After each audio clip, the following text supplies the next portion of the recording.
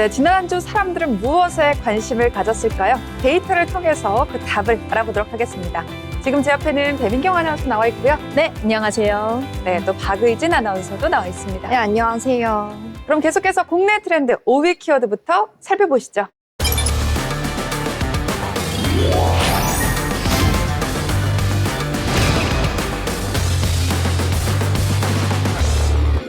네, 콜드플레이입니다. 비바 라비다라는 히트곡을 가진 세계적인 록밴드죠. 네, 콜드플레이는 1996년 데뷔한 영국의 록밴드입니다. 옐로우라는 곡으로 대중들에게 이름을 알렸고 2008년 비바 라 비다라는 곡으로 대히트를 치면서 빌보드 1위까지 올랐던 전설적인 록밴드죠. 네, 저도 콜드플레이 노래 정말 좋아하는데 콜드플레이가 국내 키워드에 오른 건 내한 공연 때문이죠? 네, 맞습니다. 16일 고양 종합운동장에서 콜드플레이의 내한 공연이 열렸는데요. 지난 공연 이후 8년 만에 한국을 찾은 겁니다. 그런데 이번 콜드플레이 내한 공연에서 가장 화제가 된 건 보컬 크리스 마틴의 멘트였습니다. 둘째 날 공연 마지막 인사에서 이런 농담을 던졌는데요. 우리가 한국에 올 때마다 대통령이 없다. 여러분 대통령이 필요합니까? 이대로도 충분한 것 같다며 관객의 웃음을 자아냈습니다. 네, 맞습니다. 이번 내한 일정이 잡힌 후 4월 4일 만장일치로 윤석열 전 대통령이 파면됐습니다. 그런데 이전 내한은요, 2017년 4월 박근혜 전 대통령의 파면 직후에 이루어졌죠. 네, 맞습니다. 때문에 콜드플레이가 내한 공연에서 부른 비바 라 비다가 탄핵 찬가로 통하는데요. 노래 가사를 살펴보면 권력자가 권자에서 내려오는 현재 상황과 잘 어울리는 혁명에 관한 노래입니다. 관객들이 앙코르를 외치는 대신 비바라비다의 후렴 멜로디를 노래했을 정도라고 하는데요. 현재 윤 전 대통령의 공판은 계속 진행 중이죠. 윤 전 대통령은 지난 23일 3차 공판을 진행했습니다. 재판부에 따르면 이미 연말까지 30번에 가까운 재판이 지정돼 있고 이후에도 10번 이상의 재판이 필요하다고 말했는데요. 때문에 내란 혐의 1심 선고는 내년 초에 나올 것으로 예견됩니다. 조계 대선은 6월 3일 날 치러질 예정인데요. 더불어민주당에서는 이재명, 김동연, 김경수가 대선 후보로 출마했고요. 또 그중 이재명 후보는 충청도 경선에서 압승을 거뒀습니다. 국민의힘은 컷오프를 통해서 김문수, 안철수, 한동훈, 홍준표 등으로 4명으로 줄였습니다. 계속해서 4위 키워드도 한번 보시죠.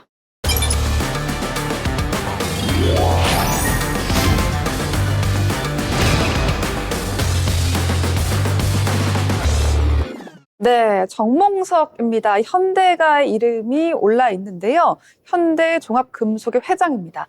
연관 검색으로 좀 독특한 것들이 보여요. 춤, 교수, 그리고 한양대가 있었습니다. 한양대 에리카 캠퍼스 무용학과 박모 교수가 학생들에게 술 접대 그리고 갑질을 강요했다는 의혹이 제기됐습니다. 그런데 이 자리에 정몽석 현대종합금속 회장이 장학사로 불리며 동석했다고 합니다. 박 교수는 술자리에서 학생들을 정 회장 옆에 앉혀 술을 마시게 했습니다. 학생들은 그 자리에서 춤과 노래까지 강요받았다고 하는데요. 이후 정 회장은 흡족한 표정으로 시상식을 하겠다며 돈 봉투를 꺼낸 것으로 전해졌습니다. 네, 참 어처구니가 없죠. 박 교수는 의혹을 전면 부인했지만 한양대는 박 교수의 성희롱과 인권 침해 그리고 괴롭힘이 인정된다고 보고 해임을 의결했죠. 네, 박 교수는 조사 과정에서 학과장 그리고 학생과 함께 의혹을 제기한 조교들까지 고소했는데요. 경찰은 이들에겐 혐의 없음으로 결론 내렸습니다. 정 회장은 교수의 초청으로 자리에 참석한 것뿐이고 노래는 학생들이 요구했다고 밝히며 어떠한 부적절한 행위도 없었다라고 진술했습니다. 네, 시대가 어떤 시대인데 이런 것들이 알려지지 않았을 거라고 생각했을까요? 자, 어처구니 없지만 계속해서 3위 키워드도 살펴보도록 하겠습니다.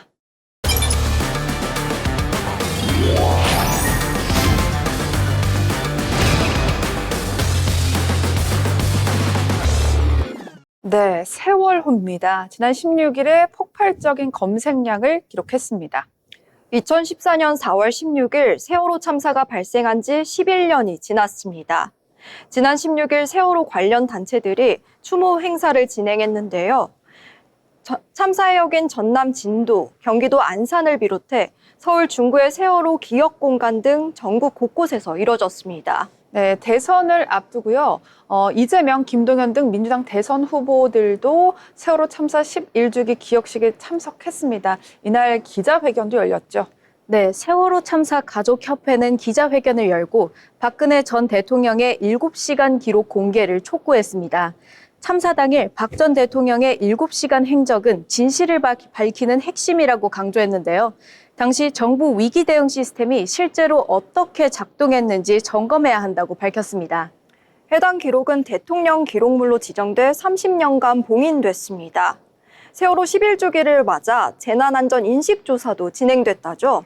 맞습니다. 동아대학교에서 실시한 재난안전 인식조사에서 국민 10명 중 4명 이상이 대형 재난이 여전히 불안하다고 응답했습니다. 거기다 국민의 절반 이상은 세월호 같은 대형 참사가 다시 발생할 것이라고 답했는데요. 반면 재난 대응 체계가 개선됐다라고 답한 비율은 절반도 되지 않았습니다. 네, 세월호 참사 11년이 지난 지금 우리나라에는 국가 차원의 재난 대응 시스템 체계 구축이 절실하다라는 생각이 듭니다. 계속해서 2위 키워드도 살펴보겠습니다.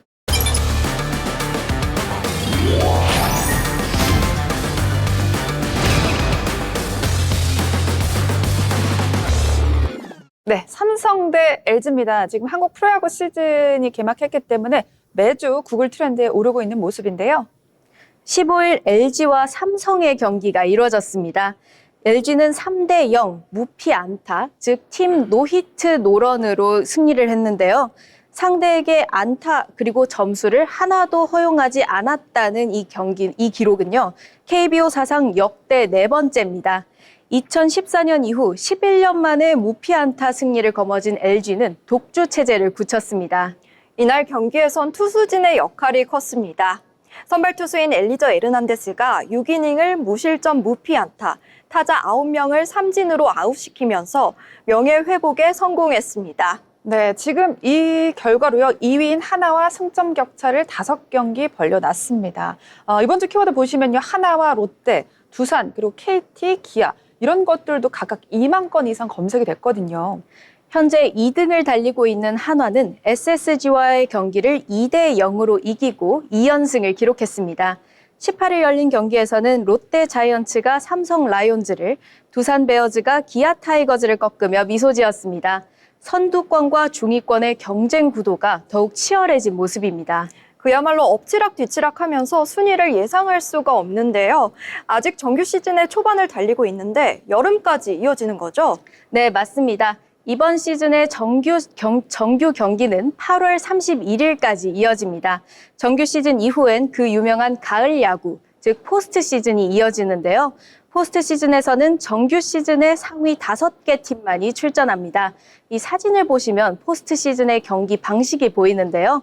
와일드카드전에 정규 시즌에 5위와 4위 팀이 출전을 하고 여기서의 승자가 준 플레이오프에, 그리고 여기서의 승자가 플레이오프에서 2위와 경기를 치르고, 그리고 이곳에서 승리한 팀이 1위와 경기를 치르게 됩니다. 그러면 작년에 결승전 경기는 어땠나요? 네, 작년 한국 시리즈 결승전에선 기아 타이거즈와 삼성 라이온즈가 맞붙었는데요. 이 경기에서 기아가 삼성을 4대1로 꺾고 한국 시리즈 12번째 우승이라는 기록을 세웠습니다. 네, 거기다 작년 한국 프로야구가 팬들의 뜨거운 관심을 받았습니다. 꿈의 1000만 관중 시대를 열었다고 하죠. 네, 작년 포스트 시즌 경기에서 준 플레이오프 경기가 시작 4시간 전까지 23,750장의 입장권이 모두 매진되면서요. 폭발적인 인기를 보여줬습니다. 정규 시즌도 구글 트렌드에 오르는 등 매번 경기 결과가 화제가 되는 만큼 이번 가을 야구도 기대가 됩니다. 네, 지금 현재 우리나라는 프로야구 전성시대를 보고 있는 것 같습니다. 현재 LG는 18승 6패 기록으로 7할 5푼을 달리고 있습니다. 역대 최고 승률 기록이 2011년 삼성의 6할 7푼입니다. 이 기록을 과연 LG가 뛰어넘을 수 있을지 귀추가 주목되는 현장입니다. 자, 그럼 마지막 1위 키워드 살펴보시죠.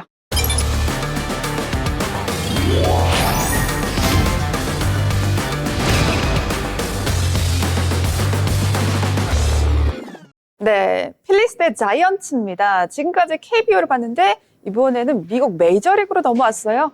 네, 17일 열린 2025 미국 프로야구 메이저리그 정규 시즌 원정 경기에서 샌프란시스코 자이언츠가 필라델피아 필리스를 11대 4로 이겼습니다. 샌프란시스코 자이언츠에는 자랑스러운 이정훈 선수가 합류해 있습니다. 이날 메이저리그 사무국이 진정한 MVP는 이정후 선수였습니다. 자이언츠의 3번 타자로 선발 출전한 이정후는 이날 경기에서 5타수 2안타, 2타점 2득점으로 맹활약했어요. 이 점수는요, 5번 타석에 들어가서 두 번 이상의 안타를 치고 이 안타로 최소 2점 이상의 점수를 냈다는 기록입니다. 이야, 어마어마한데요. 자, 이 기록으로 인해서 이번 시즌 2루타만 10개를 기록한 이정후 선수입니다. 메이저리그 전체에서 가장 많은 2루타를 친 선수로 선정이 되었는데 이 중거리 타자로서 입지를 단단히 잡은 것 같아요. 네, 사실 이정후 선수의 실력은 한국 프로야구에서도 확실했는데요. 2022년 포스트 시즌에선 15경기 연속 안타를 기록하면서 KBO 포스트 시즌 최다 연속 경기 안타라는 신기록을 세웠습니다. 네, 이 MLB에서 이정후 선수의 활약이 더 빛나는 이유가 있는데요. 작년 신시내티와의 경기를 치렀던 이정후 선수는 플라이볼을 잡으려다 어깨 부상을 입었습니다. 이 부상 때문에 어깨 수술을 받고 6개월간의 재활 끝에 다시 경기를 서게 된 겁니다. 네, 이 재활 끝에 2025 시즌에 이정후 선수가 돌아온 건데요. 바람의 손자 이정후가 앞으로 어떤 활약을 보여줄지 기대가 됩니다. 지금까지 국내 트렌드였습니다.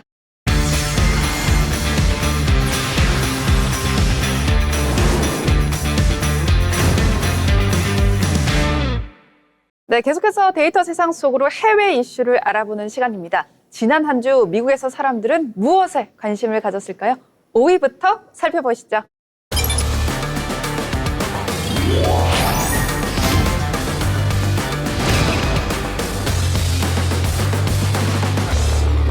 네, 성금요일입니다. 지난 18일 전 세계 기독교인들은 성금요일을 맞이했습니다. 네, 이날은 예수 그리스도가 십자가에 달려 죽음을 맞이한 날을 기리는 성금요일입니다. 기독교인들에게 인류의 죄를 대신해 희생한 예수의 사랑과 고통을 깊이 되새기는 뜻깊은 날인데요.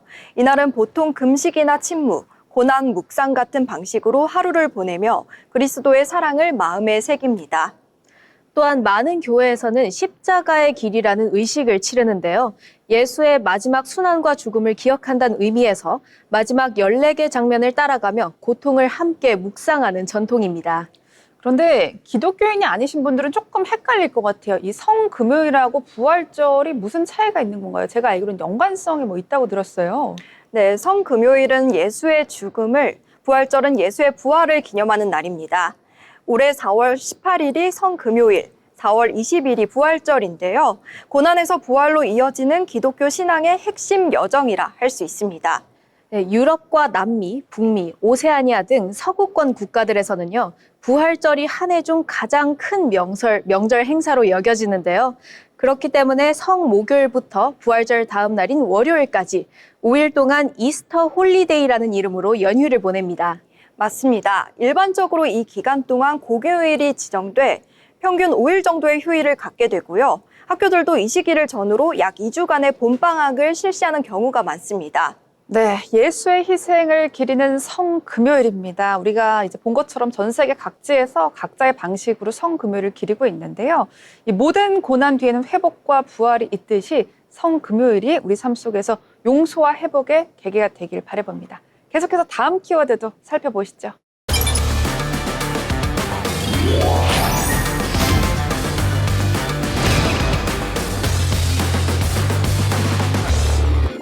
네, 하버드입니다. 하버드 대학교에서 트럼프 행정부의 행정명령을 단호하게 거절했다면서요.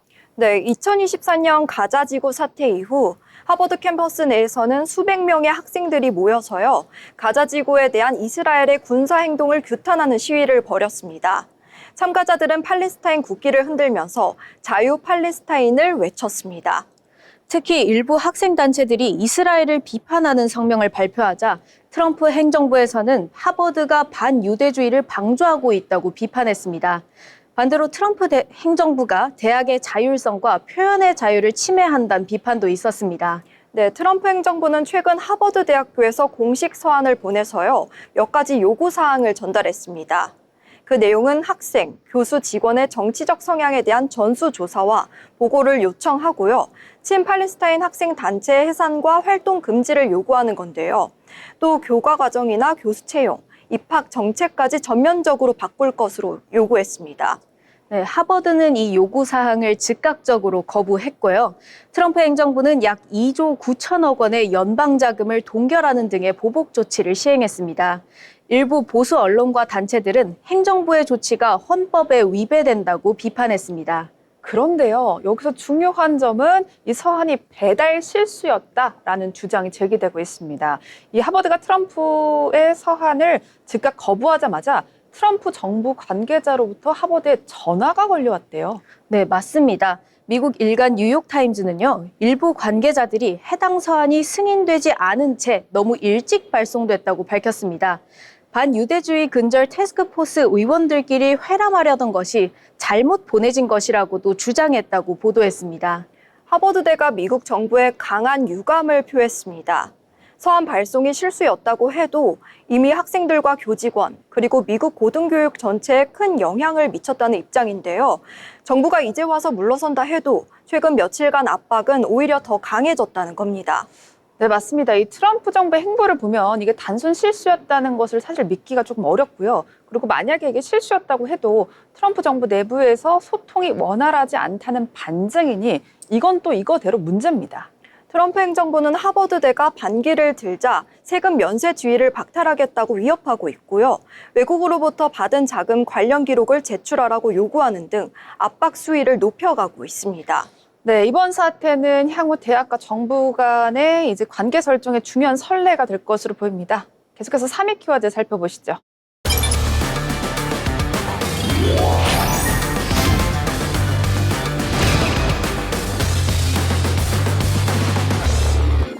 네, 블루 오리진입니다. 이제 우주기업 이름인데요. 얼마 전에 우리나라에서도 우주여행으로 큰 화제가 됐었죠.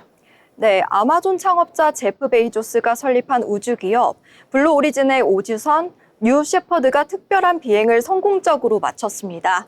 이번 비행은 승무원 전원이 여성으로 구성된 비행이었는데요. 현지 시간으로 14일 오전 미국 텍사스주 웨스트 텍사스에서 발사돼 약 10분간 우주 비행을 했습니다. 우리 돈으로 약 1조 4천억 원입니다. 네, 이 비행기에는 유명 팝 가수 케이티 페리, 그다음에 베이조스의 약혼녀 등 6명의 우주 비행사가 탑승했습니다. 우주선에 여성만 탑승한 건 1963년 러시아의 우주 비행사 발렌티나 테레시코바의 단독 비행 이후 62년 만이라고 합니다. 네, 하지만 이번 비행에 대한 비판도 있습니다. 억만장자인 제프 베이조스가 약혼녀를 위해 엄청난 비용을 들여 우주 관광을 시켜줬다는 건데요. 온라인에는 이와 관련한 밈까지 등장했습니다. 배우이자 감독인 올리비아 와일드는 자신의 SNS에 블루 오리진 뉴 셰퍼드 우주 비행을 조롱하는 밈을 공유하면서요. 10억 달러로 좋은 밈을 샀나 봐요 글을 올리기도 했습니다. 거기에 더해 케이티 페리의 과장된 행동이 또 일부 네티즌들의 조롱거리가 됐습니다. 비행 중 루이 암스트롱의 What a Wonderful World를 부르고 지구로 돌아온 후 사진에 보이는 것처럼 땅에 입을 맞추는 등 감성적인 행동을 보였습니다. 이 장면이 언론과 SNS에 널리 퍼졌습니다. 네, 조금 웃긴 장면 같습니다. 여러분 계속해서 2위 키워드도 살펴보도록 하겠습니다.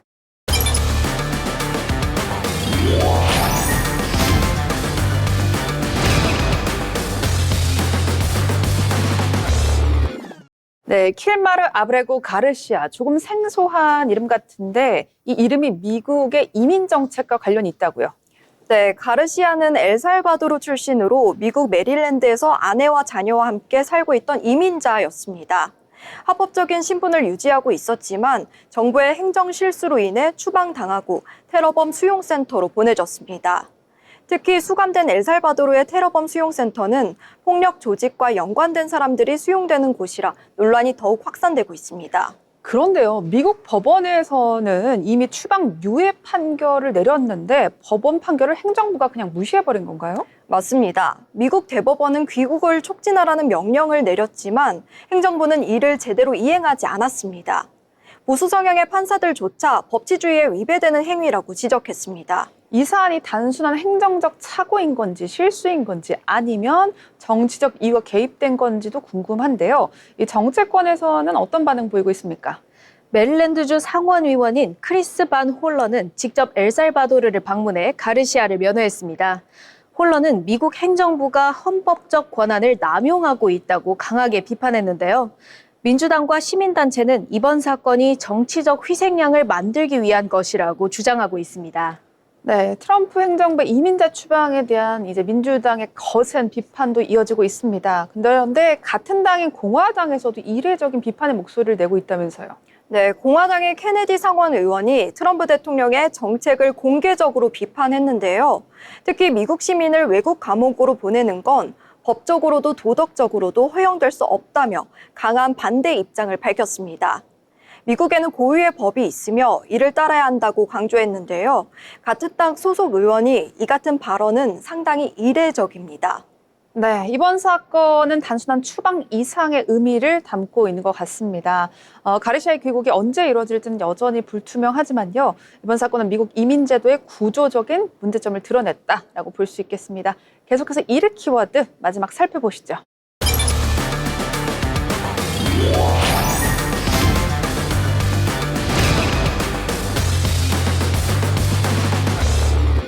네, 조회수 200만 건 이상을 기록한 FSU 플로리다 주립대학교입니다. 이 총격 사건이 일어나서 최소 2명이 사망하고 6명 이상이 부상을 당한 사건인데 미국 대학교 내에서 일어났다면서요. 네, 정말이지 미국에서는 총격 사건이 끊이질 않고 있습니다.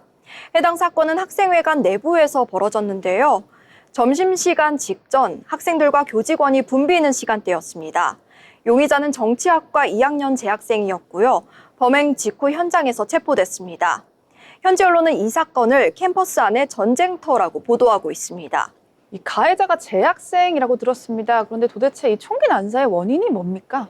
네, 용의자인 피닉스 이크너의 범행 동기는 아직 밝혀지진 않았습니다. 이크너는 수사에 협조하지 않고 있으며 경찰은 여전히 범행 동기를 조사하고 있습니다. 이크너는 정신건강 문제를 겪은 이력이 있는데요. ADHD와 발달지연 증상을 앓았고 학교 상담센터의 모니터링 대상이었던 걸로 알려졌습니다. 더군다나 이크너가 지역 치안을 담당하는 부보안관의 아들이라는 사실도 밝혀지면서 논란이 커지고 있는데요. 사건에 사용된 권총은 이크너의 어머니가 예전에 근무할 때 사용했던 무기였습니다. 이번 사건을 통해서 미국 사회 내에서 다시 총기 규제 이슈가 불붙을 것 같은데 그런데 이번 사건이 대학 내 커뮤니티 학생들에게 미친 여파는 어떤지 궁금합니다. 아직도 많은 학생들이 총격의 공포에서 떨고 있을 것 같은데요. 학생들의 불안감과 트라우마가 아주 심각한 상황입니다. 특히 피해자 중 한 명은 학생들과 자주 얼굴을 맞대던 식당 관리자였기 때문에 그 슬픔이 더 큰 상황이라고 전해지고 있습니다. 심리 상담 요청이 급증했고 몇몇 학생들은 조기 귀가를 결정하기도 했죠. 학교 측은 이 사태를 계기로 장기적인 보안 시스템을 전면 재정비하겠다고 밝혔습니다. 네, 이번 사건은 단지 한 대학의 문제는 아닙니다. 미국 전역의 대학들이 나도 총격 사건을 당할 수 있다는 공포에 휩싸여 있는데요. 정치권 반응도 살펴보면 플로리다 주의회는 사건 직후 잠시 패소했을 정도로 충격이 컸습니다. 네, 일부 의원들은 즉각 총기 규제 법안을 다시 논의하자는 목소리를 내고 있는데요. 하지만 여전히 총기 소지를 지지하는 여론도 많아서 논쟁이 계속되고 있습니다.